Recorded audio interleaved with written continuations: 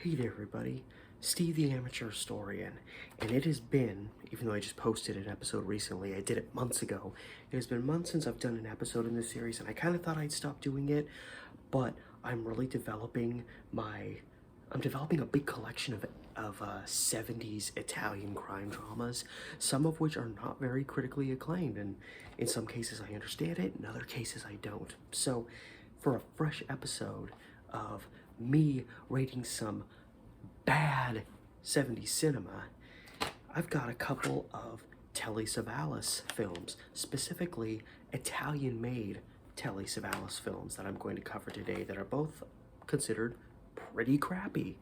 So in today's episode, I'm going to cover 1972's Crime Boss and 1973's Redneck.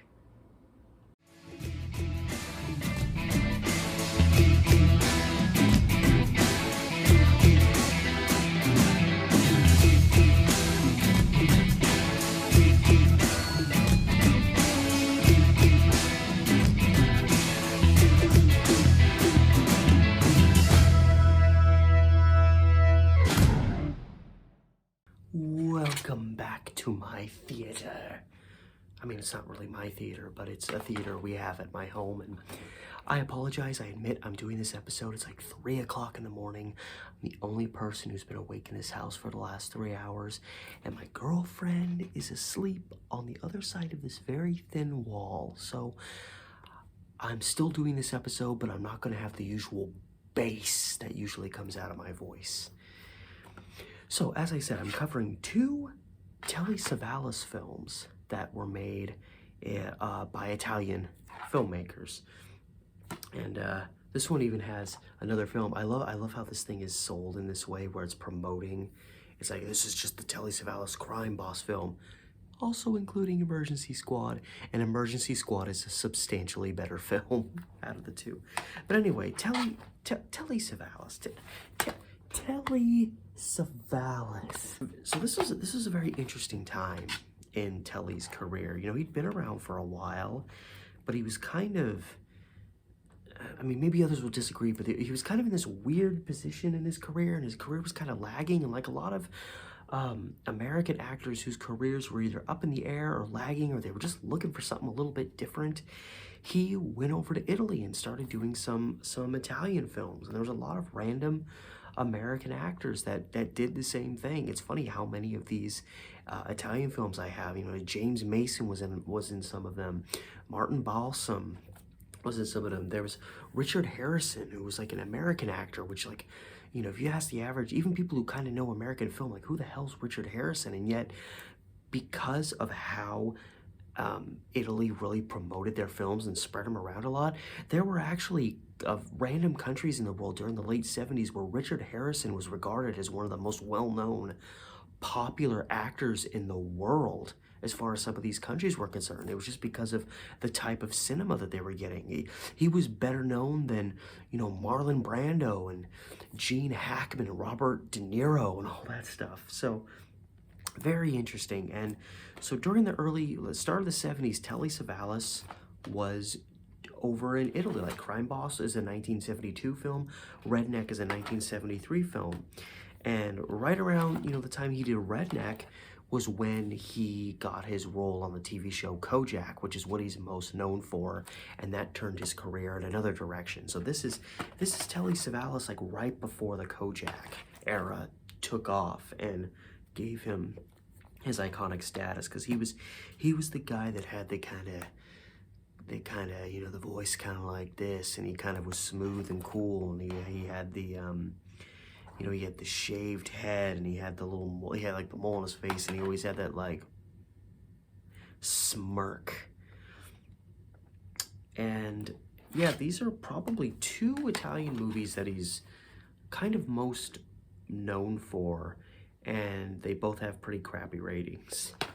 So I'll start chronologically with 1972's Crime Boss. I talk about Emergency Squad, but again, that was actually a pretty good film. Crime Boss, of all, you know, the recent Italian crime dramas I'm watching, Crime Boss is one of the most boring damn movies it starts out okay. Now, it actually is, it's one of these things where it sells, Telly Savalas is the big face up front, but he's actually kind of a secondary lead to Antonio Sabato, who's actually the lead character. Now, this film has a 4.7 on IMDb and a 20% score on Rotten Tomatoes. It doesn't have any critic scores, that's the audience score.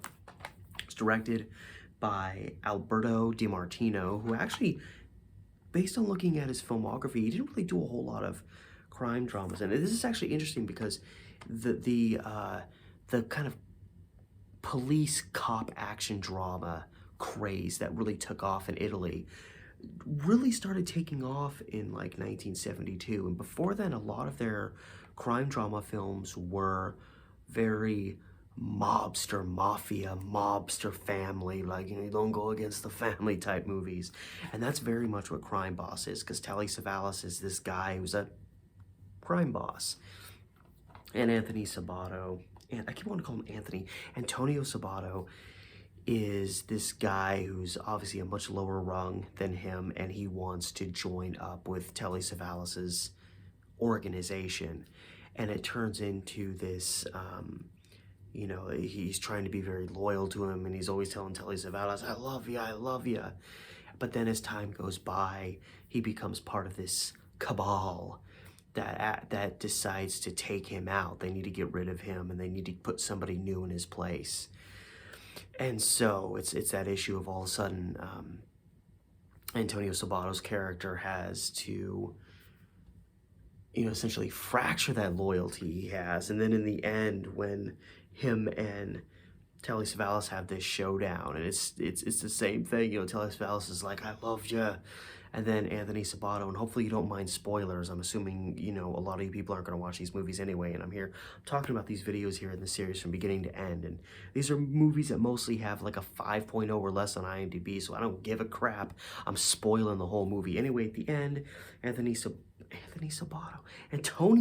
Sabato, ends up finally shooting Telly Savalas dead and then taking over his spot as the crime boss on top. And even as he kills him dead, he's like, I loved you. I loved you too! The whole second half of the movie, or actually really almost 2/3 of the movie, is Antonio Sabato telling Telly Savalas, I love you. And there's some good action moments. There's a few shootout scenes. There's an okay car chase in it, but even those are just average, and they make up a very small element of the film. A lot of the film is just, it was obvious that the focus of this film was like, we've got Telly Savalas, let's make a movie to throw him into. So they throw Telly Savalas into this movie where nothing really happens, but we get to see Telly Savalas look all important and talk and wax philosophical at times, and it's abundantly clear that this was just some vehicle they threw together to get Telly Savalas in one of their Italian dramas. Because I actually watched a documentary about Italian film in the 70s and how they churned movies out so much, and they expressed that one of the primary reasons they did this was because they had they only had like 2 channels on TV, and there was barely ever movies on.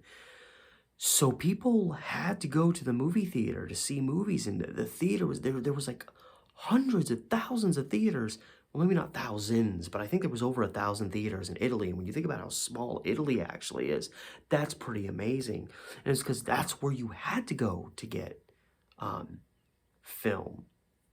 And so, if you were making an Italian film in that climate and you got an American actor, you made sure to throw them on the screen, and whether the movie was good or bad, who cares? We have Telly Savalas.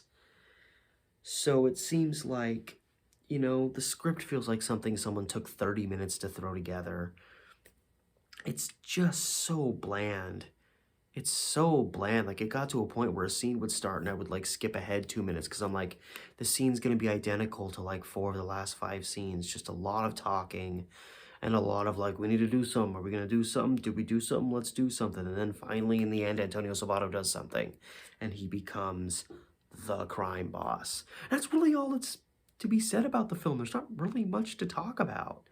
And one of the things that doesn't affect my perspective, but definitely affects the viewing experience is some of these videos or some of these movies, without spending a lot of money, you end up getting kind of, it's not that the quality is bad, but let me just say that both these movies, these DVDs, like this is an alpha video release, which is annoying. It's one of these things where like at the beginning of each movie, the first like 10, 15 seconds, over the movie itself, they put this like alpha video logo. And it's like, don't put that over the actual part of the movie. Just do the logo and then go into the movie. Don't screw us like that.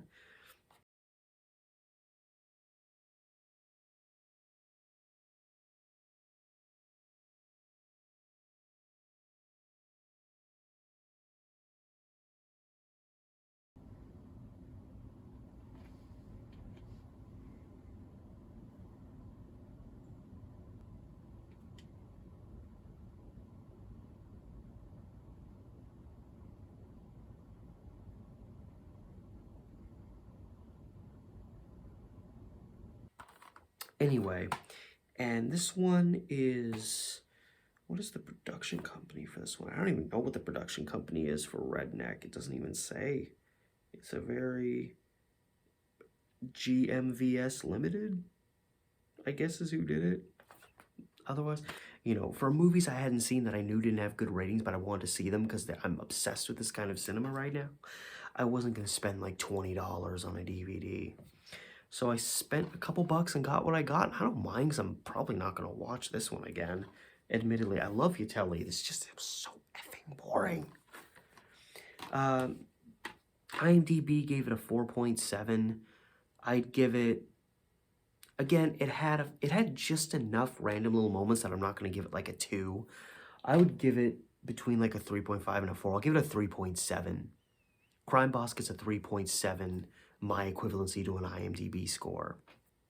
That moves us on to Redneck. Now, Redneck has a 5.1 on IMDb, so it doesn't really fare a whole lot better, and there's actually no critical or audience scores on Rotten Tomatoes. There's nothing for this, which is interesting because you'd think there would be something for this because this movie's actually a little bit more respected.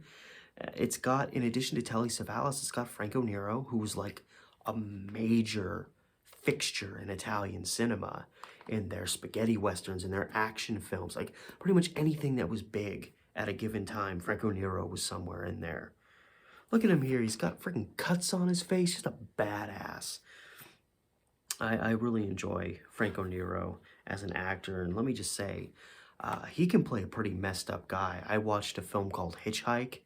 He is a demented piece of crap in that film. And he does horrible things.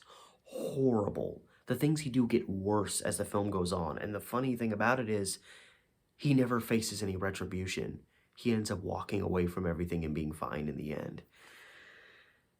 But anyway, he showed up in Redneck with Telly Savalas. And the title, Redneck, is in reference to Telly Savalas' character. So even though they're in, you know, they're in Europe, you know, Franco Nero's got his accent, everybody's got an accent, but Telly Savalas' character is named Memphis, and he's like this, he's a redneck from the deep south. So it's this very interesting dynamic of seeing a guy who's kind of acting like a, he's a redneck, but he's also got a total screw loose. And he's like, he calls Franco Nero boy throughout the movie. He's like, what are you gonna do now, boy?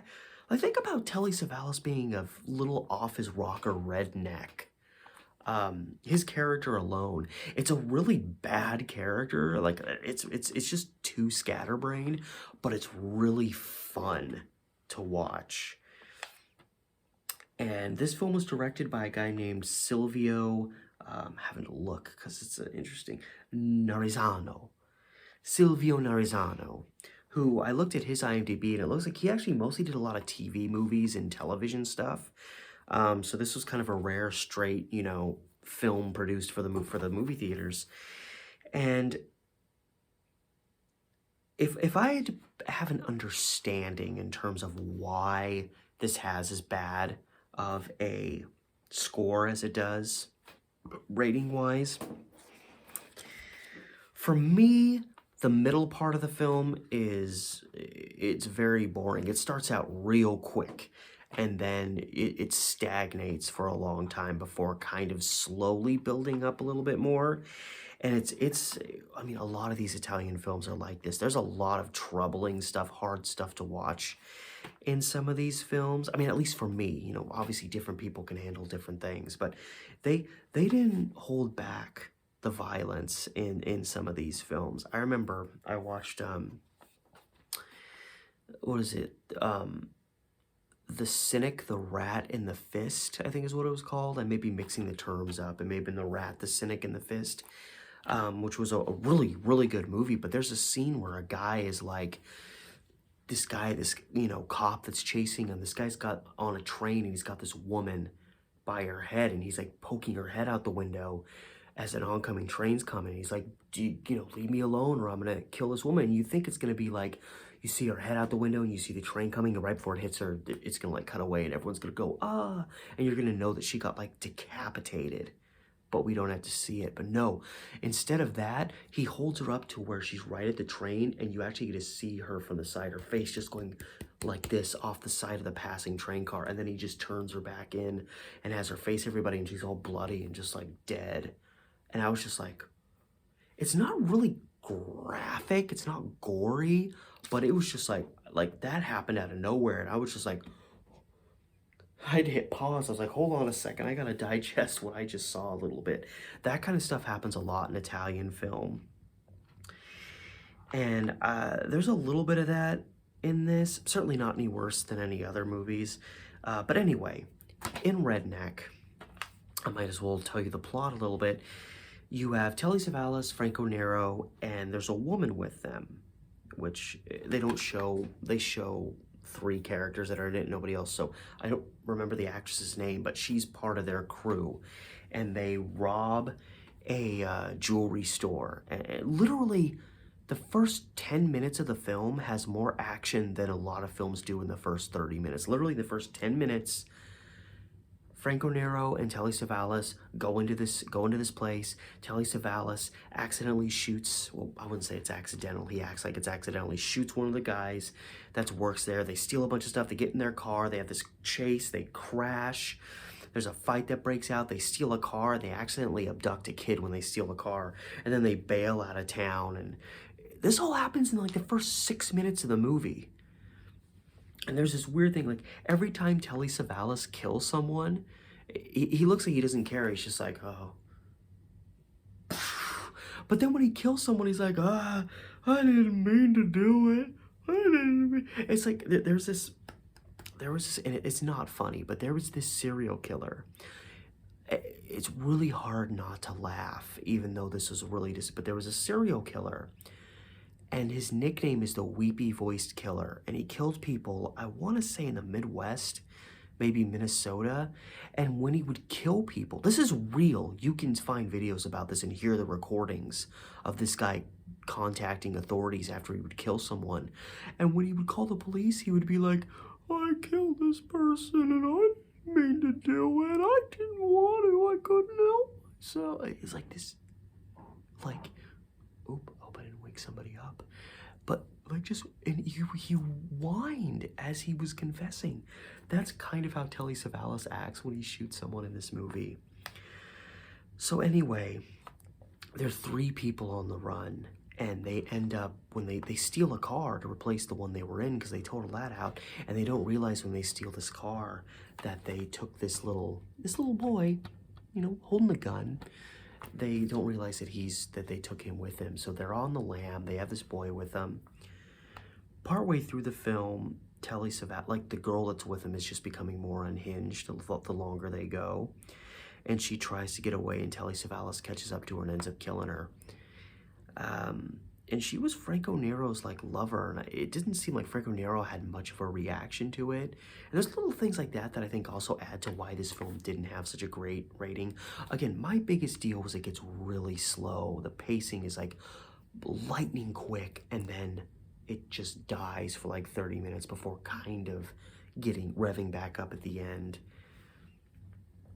But there's just a lot of things about the characters and the way they act that doesn't make a whole lot of sense.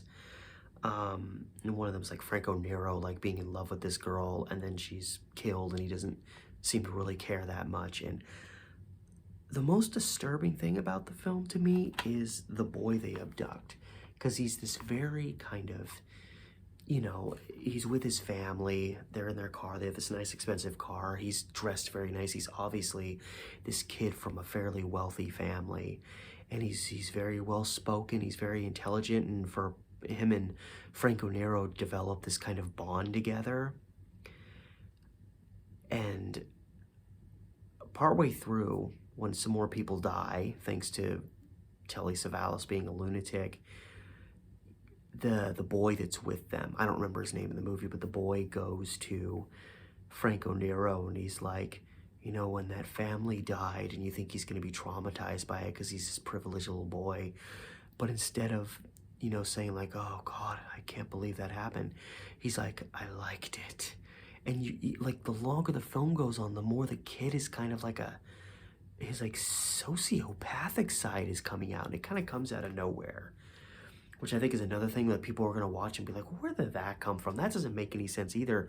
But I kind of enjoyed it as this really weird tweak to the film, very Italian, to have this kid he's got blood on him and he's got a gun in his hand and he's talking about how he enjoyed watching his family die. And the objective of the film is, after they commit this robbery at the start, they need to get across the border from Italy into France. And,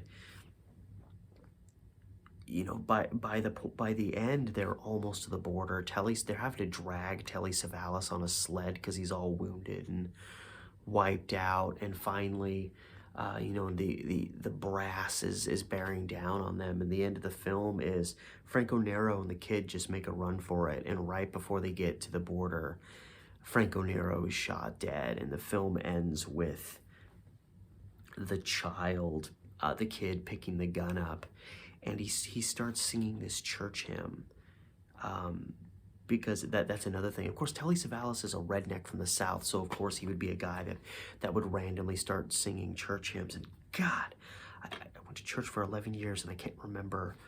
It was actually a hymn I really liked, but I can't remember what hymn it is in the movie. I'll check it again, and I'll put the title of the hymn right here. It's one of the ones I more enjoyed singing when I went to church, but I can't remember what it was now.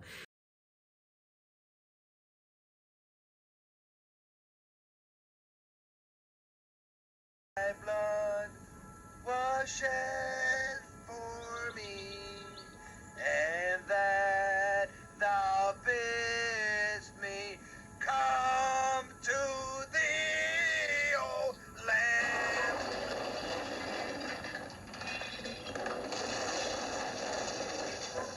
Lord, I come, I come.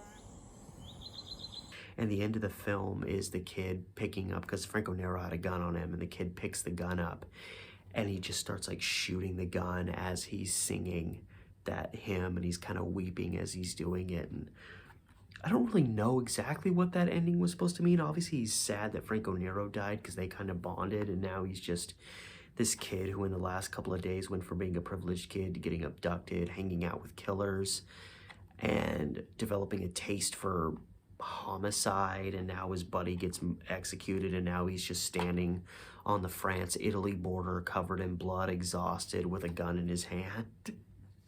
I honestly, when they show him pick the gun up, I thought he was going to shoot himself dead. I honestly thought the kid was going to do that, and I was going to be like, oh, movie, don't go that dark. But it wouldn't have surprised me in a film like this. But again, the movie starts out very strong, very entertaining. It's very rough cut, and this is not the greatest version of the film. Another thing that really pisses me off about this film that I almost forgot to mention is pretty much any scene that happens at nighttime, you can't, there's a stretch where they're in a car at night, and you cannot see anything that's happening. You can only see like this part of people's faces, and their upper faces are like, and I'm like, you couldn't even put like a random light in the car with them to create really crappy fake interior lighting, but at least we would have been able to see people's faces. I don't know if the film was just horribly lighted at night, or if this was just a dark copy of the film that wasn't that great. Probably a combination of the two. But this film definitely looks a lot more low budget and kind of rough and probably thrown together a little bit more quickly than Crime Boss. Crime Boss looks a little more polished, but was considerably less entertaining. So, you know, you take the good with the bad and the bad with the good. But I definitely would say overall, I definitely found Redneck to be more entertaining. And if the middle part didn't get so just bogged down, I might give it a better score. But again, average IMDb score 5.1. I give it a 5.8. You know, I'd probably give it about a 6.5 if the middle portion, again, didn't drag the film down considerably. So definitely, you know, almost 2 points up on an IMDb scale for me from Crime Boss. So from 72 to 73, Telly Savalas was getting better. And then he got to be Kojak. So, you know, this is definitely a fun little twist. I'm going to look at some scores from other Italian films I've seen. I'm sure there's more in my rapidly growing collection of this stuff that have pretty crappy IMDb scores. Most of these films in this genre rarely got better than a 7. Most of them kind of lag between a 5 and a 7 on IMDb, so I'm sure I have more, and I might do another episode in this series that is specifically Italian films. And this one I thought was a good combination of 2 Telly Savalas films from this. Again, this very interesting, brief period of time that he was doing Italian films before he struck it rich with Kojak. And one was incredibly boring, and one was just a little bit disjointed, but not horrible. So that's where I sit with these 2 films. So thank you so much for watching another episode. This is the first episode I've done in this series in probably like 5-6 months. I think I filmed all the other ones like in the summer of 2020. So it's been a while since I've done one of these episodes, but I'm thinking since I'm taking in some new cinema, I might as well, you know, put out a couple more of these that have more of an Italian focus. So, once again, thank you so much for watching. If you like what I'm doing, you want to help support me, remember to like, share, subscribe, hit up my Patreon if you want to help me out that way and help my channel grow and provide me a better opportunity to produce more content, better content. The link to my Patreon is in the description below, as well as the links to my Instagram and Facebook pages that are closely connected to this channel as well. And all that said, from my tiny little theater, with another episode of Bad 70s Movies Reviews, this has been Steve the Amateur Historian, and I'll see you next time.